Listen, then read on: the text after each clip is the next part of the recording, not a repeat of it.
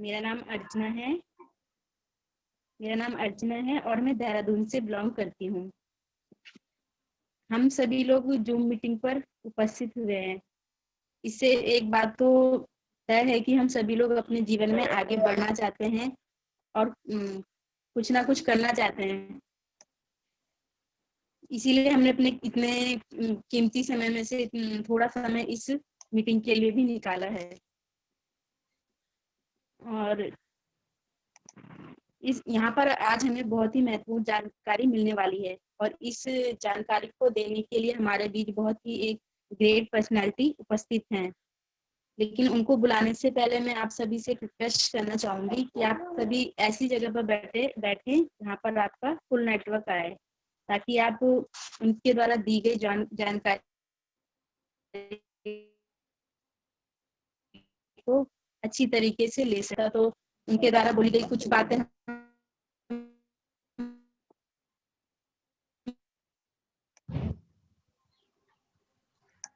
नमस्कार, मेरा नाम शारदा है और मैं देहरादून से बिलोंग करती हूँ। दोस्तों, आज आप सभी इस जूम मीटिंग में उपस्थित हो, उससे एक बात तो तय हो जाती है कि आप जीवन में कुछ बड़ा करना चाहते हो। इसलिए आपने बहुत ही व्यस्त शेड्यूल में से अपना समय निकाला है, कीमती समय। दोस्तों, आज बहुत ही महत्वपूर्ण जानकारी मिलने वाली है और उस जानकारी को देने के लिए हमारे बीच मौजूद है बहुत ही सक्सेसफुल डायनेमिक पर्सनैलिटी। लेकिन उनको मंच पर बुलाने से पहले मैं आप लोगों से कुछ रिक्वेस्ट करना चाहती हूँ। नंबर 1 तो ऐसे कि आप सभी एक ऐसी जगह में बैठे जहाँ की प्रॉपर नेटवर्क हो। किसी के अगर घर के अंदर नेटवर्क नहीं आता है तो कोई दिक्कत नहीं है, छत में जाके भी बैठ सकते हैं मीटिंग के लिए। और नंबर 2 बात कि अपने पास डायरी लेके बैठे, ताकि यहाँ पे जो भी जानकारी मिले आप उसको प्रॉपर लिख सके और नोट कर सके। और नंबर 3 बात ये है कि ये जितना भी हमारा समय रहेगा मीटिंग का, बीच में क्विट ना करें, पूरी जानकारी लेकर ही और कमिटमेंट देकर ही तभी जाके जब सर यहाँ से बंद करेंगे तभी जाके आपको भी बंद करना ही है जूम मीटिंग, है ना। तो आप उस ग्रेट पर्सनैलिटी को आमंत्रित करते हैं, ज्यादा समय नहीं लेते हैं। फिर तो जोरदार तालियों से हल्ला बोल के उनका स्वागत करते हैं मंच पर। तो so please welcome Kusum ma'am on the stage.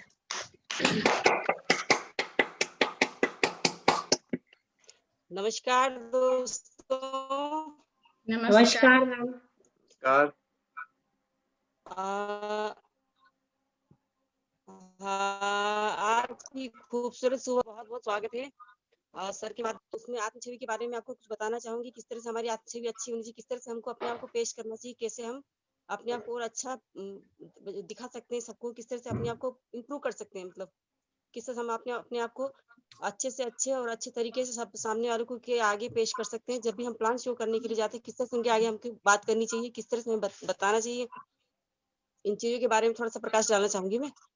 आत्मछवि के बारे में कि आत्मछवि के बारे में मतलब कहने का मतलब ये है कि हम अपने आप को क्या मतलब अपने अपने बारे में हम क्या सोचते हैं, अपनी हमारी खुद के लिए अपनी राय क्या है, हम हमारी फीलिंग्स वगैरह क्या है हमारे हमारे हमारे अपने खुद के बारे में, कि हम अगर अगर हम सोचते हैं कि हम बहुत ही हम हमारा तो शक्ल ही अच्छी नहीं है, हम बहुत खराब हैं, या हमारा तो हमको कोई पसंद ही नहीं करता है, इस तरह की सोच लोग लेकर के हम बैठेंगे तो हमारे सामने वाले के ऊपर हमारी क्या इमेज आएगी, वो सोचेगा अरे ये तो बेकार है, तो इसकी सोच इतनी छोटी है, तो हमारा इंप्रेशन भी सामने वाले के ऊपर अच्छा नहीं जाएगा।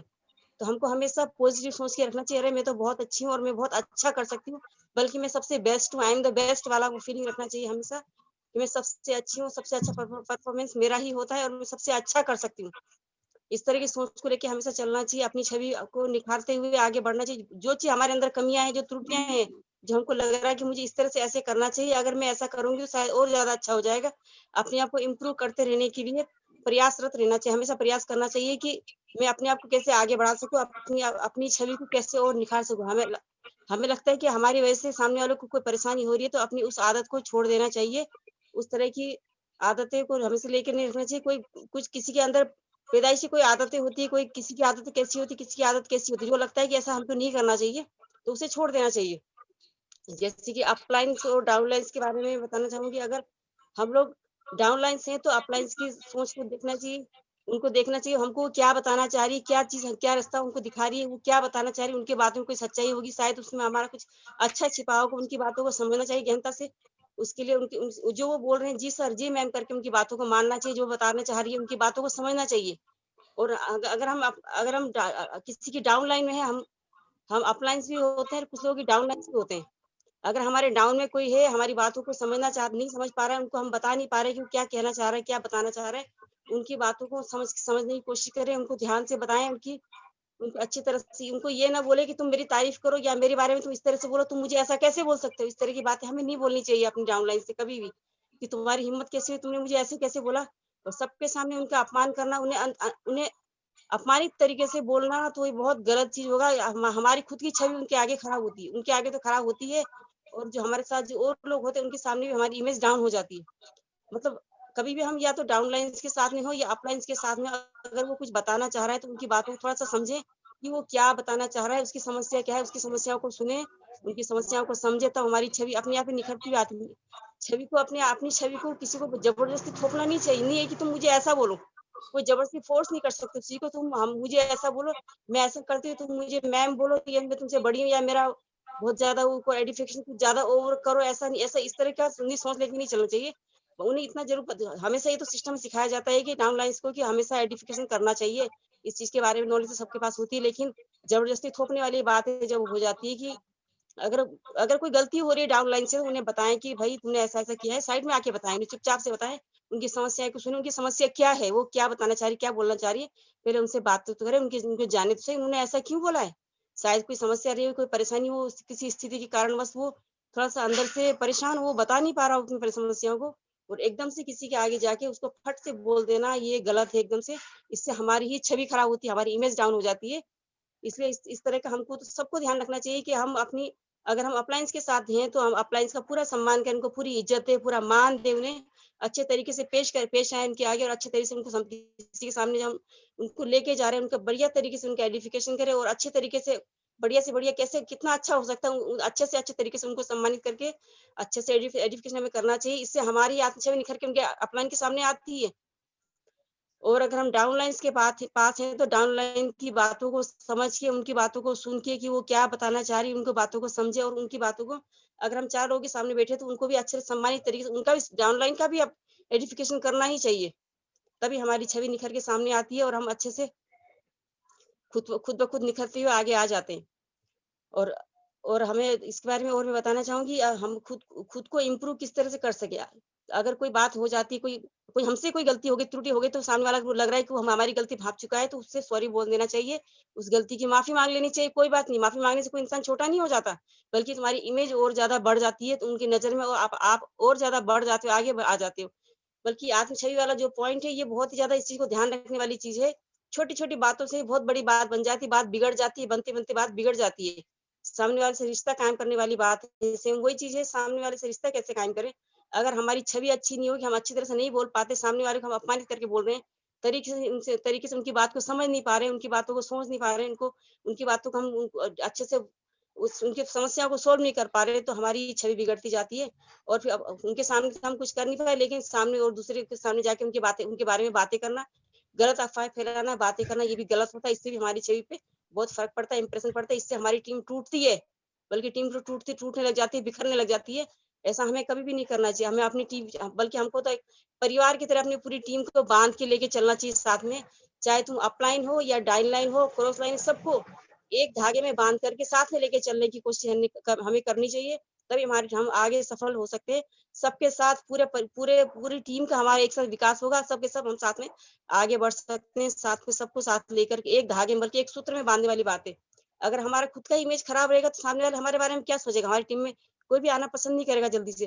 बोलेगा, अरे वो तो इस तरह से बोलता है, वो उसने उसको ऐसे करा था, वो तो इस तरह से, मतलब सब लोग हमारे बारे में अगर बातें कर रहे हैं, तो उस बातों को समझो ना, वो क्या ऐसा, शायद मेरे से कोई गलती हो रही होगी, मैं इस तरह से बोल रही हूँ। स उसके बारे में जो हमें बोल रहा है, जो बता रहा है, उससे बात करो सीधा जाके कि ऐसा क्यों हो रहा है? तुम ऐसा क्यों करना चाह रही हो? ऐसा क्यों बताना चाहती हो?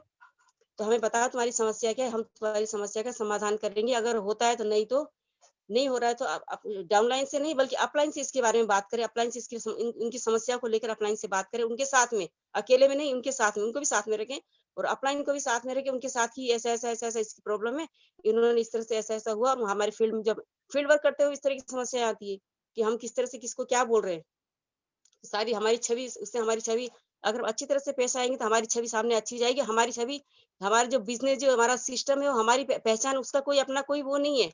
हम बिजनेस, हमसे ही बिजनेस है, हम ही बिजनेस हैं।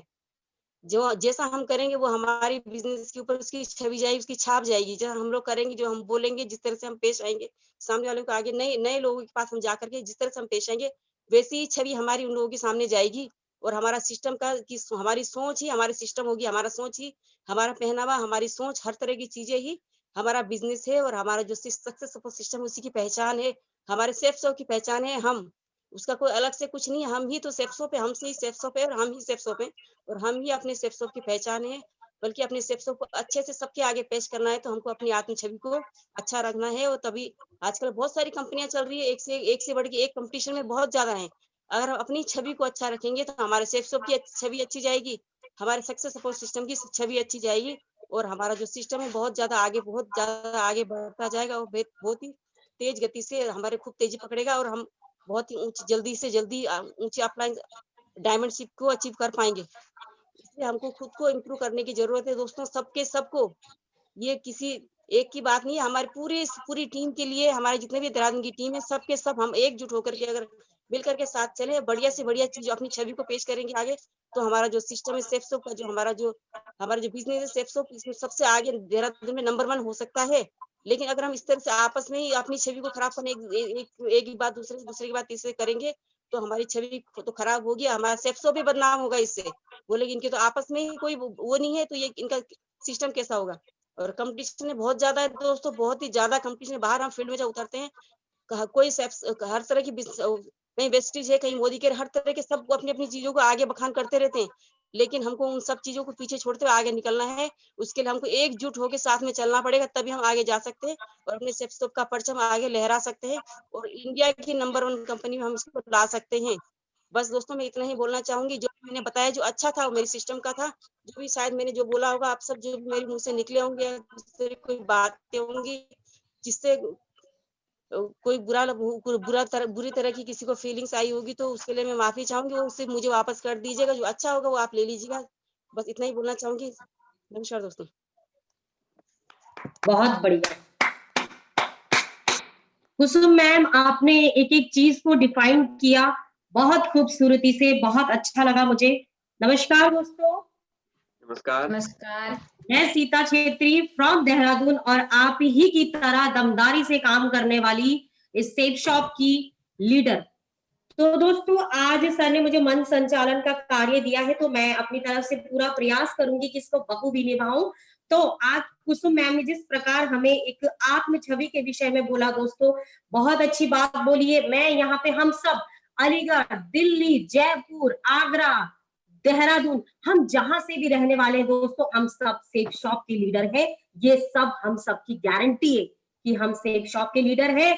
जिस दिन से ये मीटिंग शुरू हुई थी, हम रोज अलार्म मीटिंग में आते हैं और खुद को तरोताजा करते हैं, दिमाग को अच्छा खिलाते हैं। दोस्तों, आज जो कुसुम मैम ने बताया आत्म छवि, दोस्तों आपको याद होगा, आपने जसवीर सर की वीडियो जरूर सुनी होगी, क्योंकि मैं ऑलमोस्ट ज्यादातर उन्हीं की वीडियो सुनती हूँ, तो उनकी बातों को फॉलो भी करती हूँ। दोस्तों, सर ने क्या बोला था कि अगर सेफ शॉप आपको 1000 रुपए का चेक भेजती है ना दोस्तों, तो 2000 रुपए का बदले में वो ईगो भेजती है, सेल्फ ईगो। तो दोस्तों, यहाँ पे मैं आपकी खुशखबरी के लिए बताना चाहती हूँ, अगर आपने 1000 रुपए कमाए हैं, अगर आपने 2000 कमाए हैं, आपने हजारों लाखों करोड़ों कमा दिया, लेकिन आप सिस्टम के साथ ही सिस्टम पे गुरूर करें, आप सिस्टम पे घमंड करें, आप अपने सेफ शॉप के परचम पे घमंड करें, आप अपने 5 डायरेक्टर्स जो इंडिया को प्रमोट कर रहे हैं उन पे घमंड करें, ना कि खुद के चेक पे। आप खुद नहीं है, आपका सिस्टम ने आपको बनाया है, आपके सेफ शॉप ने आपको इस मुकाम पे खड़ा किया है कि आपको लोग जान सके। आत्म छवि का विषय बहुत गहन अध्ययन है दोस्तों, अगर हम इसको विस्तार से समझे ना, बहुत बड़ी इसमें समुद्र की तरह बातें हैं। इंसान को बनने में समय लगता है, ध्यान से सुनिएगा दोस्तों, हम सब के लिए, मेरे लिए, आप सब के लिए इंसान को बनने में समय लगता है, लेकिन बिगड़ने में समय नहीं लगता दोस्तों। जब हमारी आत्म छवि उभर रही होती है, उस बीच में हमने जरा सा भी कुछ गलत कर दिया ना, तो दोस्तों सारे नजरों में हमारा सारे किया कराया काम में पानी फिर जाता है। इसीलिए बहुत अच्छी बात बोली कुसुम मैम ने कि आत्म छवि की एक के लिए नहीं है, ये सबके लिए है। हमारा आत्म छवि अच्छा होगा, हमारी टीम के साथ जयपुर, उदयपुर, आगरा, देहरादून, जितने भी हम टीम मेंबर्स बैठे हैं, हम सब एक ही झंडे के नीचे रहने वाले दोस्तों, एक ही झंडे के नीचे। इसीलिए 2000 का घमंड आ रहा है ना, उसको साइड कर दीजिए। आप केवल अपने 1000 रुपए में खुश रहिए, आप केवल अपनी टीम में खुश रहिए, क्रॉस लाइन ना करें। आत्म छवि बहुत गहरा अध्ययन है दोस्तों, अगर मैं टॉपिक को लेके बैठ जाऊं तो बहुत बड़ा लंबा गहन अध्ययन हो जाएगा, लेकिन हम ज्यादा इस पे वार्तालाप नहीं करेंगे। तो मेन मुद्दे पे आते हैं कि जो कुसुम मैम ने आज डिफाइन किया है, अपने एक्सपीरियंस, अपने तजुर्बे के साथ इसको एक्सपीरियंस किया है, अच्छी बात लगी हो, डेफिनेटली हर कोई अमल करेगा कि मेरी आत्म छवि अच्छी हो। इज्जत बनाने में टाइम लगता है, इज्जत गंवाने में टाइम नहीं लगता, इसीलिए इज्जत बनाए अपनी टीम के सामने। इसीलिए अपने डाउनलाइन का प्रशंसा करें, अपने अपलाइन का प्रशंसा करें, अपने अपलाइन को आगे ले। वो हमारे गुरु है, लेकिन गुरु है, गुरु मानकर भी ऐसा नहीं होता कि अपने शिष्य को आप वहां पे कुछ त्रुटि वाली बातें बोले कि शिष्य को बुरी लगे। इसीलिए हम सबके लिए ये, हम डाउनलाइन के लिए भी, हम अपलाइन के लिए भी, हम सब के लिए दोस्तों, हमारी जिस दिन से 2 लोगों की भी टीम बन जाती है, हम गुरु बन जाते हैं। लेकिन गुरु बन के बोल के वाह गुरूर नहीं लाना दोस्तों। हमें समुद्र में रहकर, हमें बिल्कुल समुद्र की तरह एकदम शांत में रह के हर किसी की बात सुन के उसको फॉलो करना है, उसको समझना है, तथ्य को समझा नहीं, जाना नहीं। डायमंडशिप तो चाहिए हमें, लेकिन 2000 रुपए के चेक में 4000 का गुरूर भेज दिया, 2000 नहीं देखा, 4000 का गुरूर देख लिया। गुरूर कभी किसी को आगे नहीं बढ़ने देता दोस्तों, मुझे भी नहीं आगे बढ़ने देगा। हम सब जितनी भी यहाँ पे कम्युनिटी बैठे हैं, हम सबको अपने गुरूर को नीचे उतारना होगा, और अपनी टीम जितनी भी है, 100, 150, 300, 400, 500, 20, 30, जितनी भी, हमें धरती पे रह के चलना होगा दोस्तों। बोला जाता है जिस वृक्ष में ज्यादा फल लगे होते, हमेशा वो झुका रहता है कि आओ मुझे तोड़ो और खा लो, लेकिन जिसमें 2-4 फल लगे होते ना दोस्तों, वो हमेशा तनता है। तनना नहीं है, हमें हमेशा विनम्रता से अपनी टीम से, अपने अपलाइन से विनम्रता से बात करनी है। बाकी मैं ज्यादा इस टॉपिक पे नहीं जाना चाहूंगी दोस्तों, मुझसे कोई गलती हो गई हो तो डेफिनेटली मुझे छोटी बहन और अपनी बड़ी बहन बोल के मुझे क्षमा कर दीजिएगा। बाकी आगे का वार्तालाप करते हैं हम। और आज का जैसे हमारा मुझे सेशन दिया है,